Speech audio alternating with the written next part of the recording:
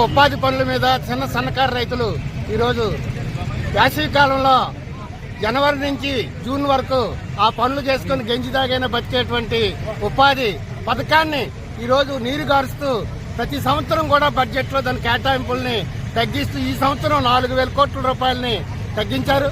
అలాగే వ్యవసాయ ఆధారితటువంటి పరిశ్రమలు ఈరోజు మన ఉమ్మడి విశాఖ జిల్లాలో 4 ఫ్యాక్టరీలు ఉన్నాయి. మన షుగర్ ఫ్యాక్టరీలు 3 ఫ్యాక్టరీలు మూతబడి ఉన్నాయి. ఒక ఫ్యాక్టరీ మాత్రమే తిరుగుతుంది. దాన్ని ఆధునీకరిస్తామని, దానికి నిధులు కేటాయిస్తామని, సహకార రంగాన్ని అభివృద్ధి చేస్తామని మాటలు మాత్రం చెప్తున్నటువంటి ప్రభుత్వాలు వాటికి నిధులు కేటాయించట్లేదు, ఆధునీకరించట్లేదు.